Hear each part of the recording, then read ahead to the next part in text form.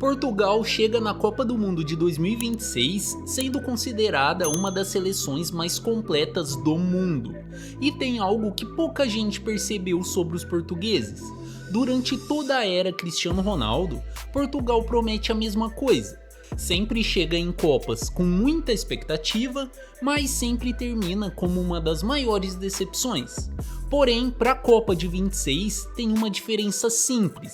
A seleção portuguesa nunca foi tão independente do Cristiano como é agora, e o Cristiano nunca teve um time tão bom ao seu lado.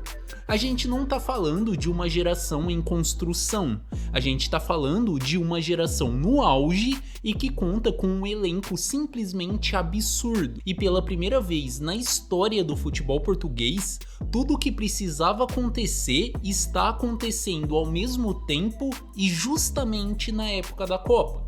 Mas antes de falar do presente, é preciso entender o passado.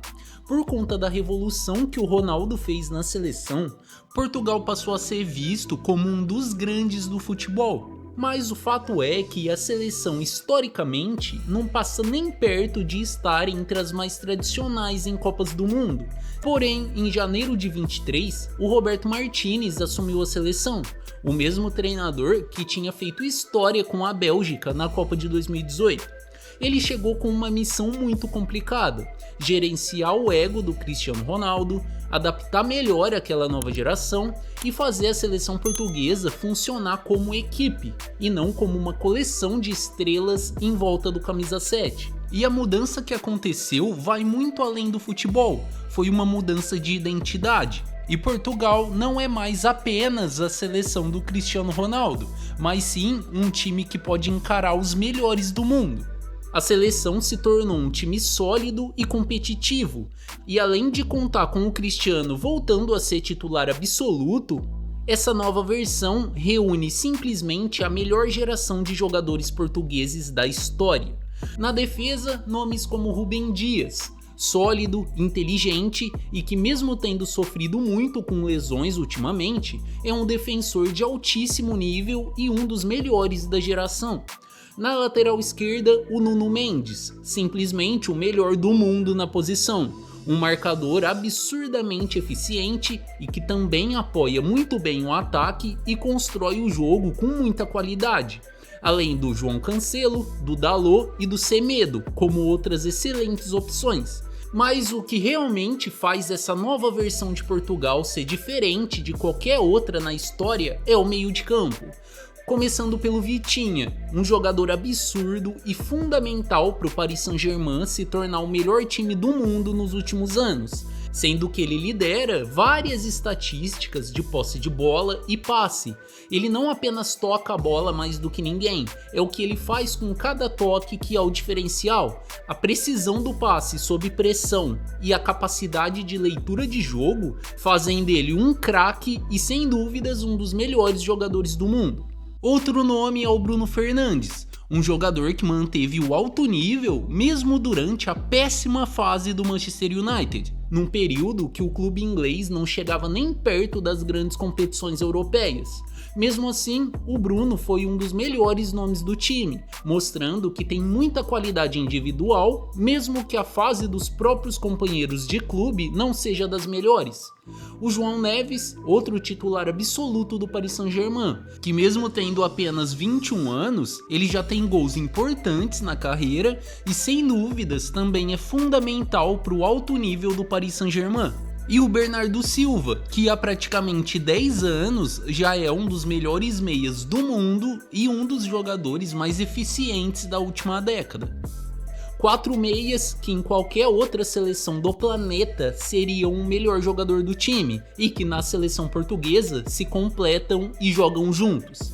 No ataque, o João Félix, que retomou o alto nível jogando na Arábia Saudita, o Francisco Conceição, filho do Sérgio Conceição, que disputou a Copa de 2002 com Portugal e que é um dos jogadores mais habilidosos do mundo, o Rafael Leão, que embora não vai chegar na Copa no nível mais alto da carreira, mas que mesmo assim é um jogador diferenciado e que já mostrou muita qualidade em temporadas anteriores.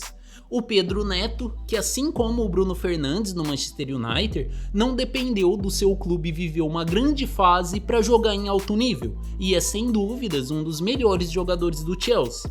E por fim, o Cristiano Ronaldo, 41 anos, mais de 970 gols na carreira e que chega na sua 6ª Copa, já sendo o único jogador da história a marcar em 5 edições de mundiais e podendo quebrar o próprio recorde e passar a ser o primeiro a marcar em 6 Copas seguidas. Mas ainda tem uma camada a mais nessa história. O Vitinha, o João Neves e o Nuno Mendes são titulares absolutos do Paris Saint-Germain, que é sem dúvidas o melhor time do mundo no momento. E sem contar o Gonçalo Ramos, que mesmo não sendo titular é um jogador importante e que inclusive já mostrou seu potencial em Copas. 4 nomes fundamentais para o bicampeão europeu, que jogam na mesma seleção e ao mesmo tempo, um fato que raramente aconteceu em Copas. Nada disso é achismo, são todos números reais e números atuais. E a prova mais concreta de tudo isso foi a Liga das Nações de 2025. 10 jogos, 22 gols, eliminaram a Croácia, a Dinamarca e a Alemanha na semifinal. Na final contra a Espanha, campeã europeia e uma das principais favoritas para a Copa, Portugal jogou de igual para igual e venceu nos pênaltis. Nas eliminatórias para a Copa, um outro dado marcante: Portugal aplicou 9-1 na Armênia e sem o Cristiano Ronaldo em campo. Esse é um número que resume muito bem essa mudança. Portugal ganhou sem o Ronaldo e ganhou com goleada.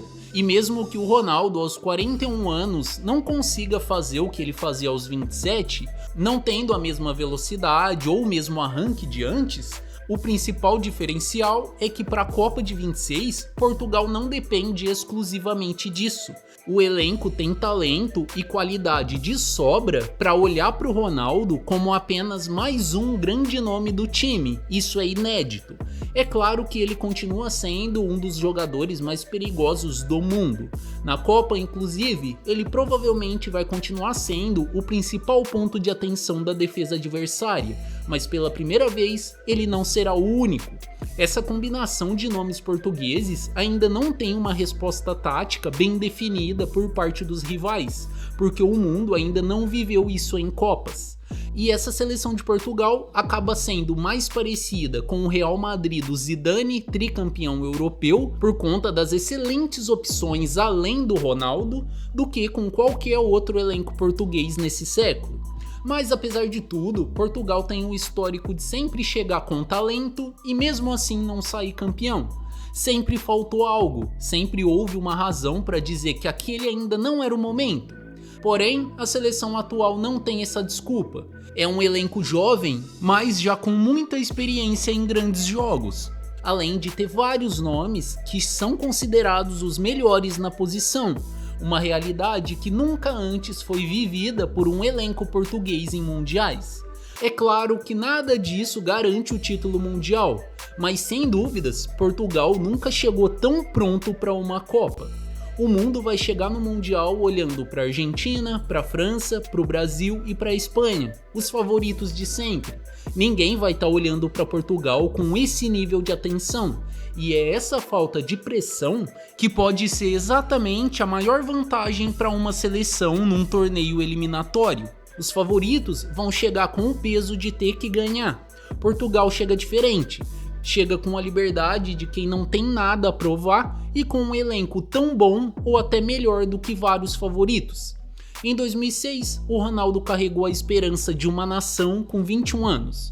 Em 22, carregou o peso do que poderia ter sido. Em 2026, ele chega carregando algo a mais. Chega carregando o que pode ser a sua última chance. E sem dúvidas, ele nunca teve um time tão assustador e tão pronto como o atual. Se esse vídeo te fez pensar sobre Portugal na Copa de 2026, deixa o seu comentário. Não esquece de curtir o vídeo, de se inscrever aqui no canal e eu te espero no próximo vídeo. Valeu!